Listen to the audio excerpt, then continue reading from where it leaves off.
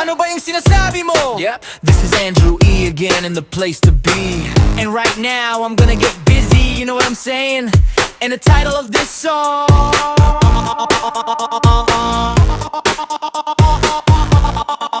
Huwag kang gamol. Ano? Di ko maintindihan. Huwag kang gamol. Ano? Ulit Di ko maintindihan. Huwag kang gamol. Ano?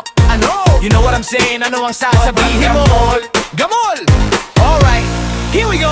What? Doon sa aming barangay na pangalan ay Donggalo. O ano? Meron akong ikukuwento sa tatang na imbento. O ano? Gamol! Nga ugaling kabaligtaran.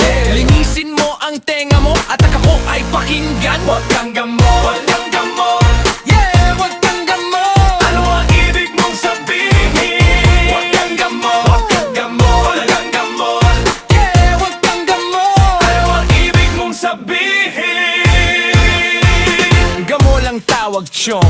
Ikaw ay salbahe. Turn off ka sa lahat ng chick, mami. Problema mo ang laki. Kahit garo o pakagwapo, kung makapal lang yung mukha sa mata ng lahat ng sinong tao, mukha kang palaka. Lalo na kung babae ka ang sama ng iyong dating. Hindi pa tayo syota, darling ka ng darling. Kung galit ka sa isang tao, wag kang magsawalang imik. Ipakita mo, sabihin mo, wag kang peke, wag kang plastic. Huwag kang gamol.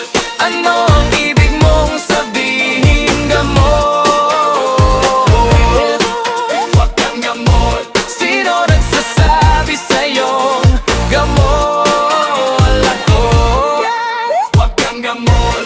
Hindi naman ganon ang ugali ko, Huwag kang gamol.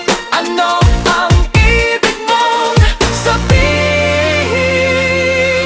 Alright, DJ Skid. Ayan kasi I know. Ayan kasi ano. Ayan kasi ano. Huwag kang gamol. Ayan kasi ano. Ayan kasi ano. Ayan kasi ano. Huwag kang gamol. Gamol. Yan ang tamang spelling.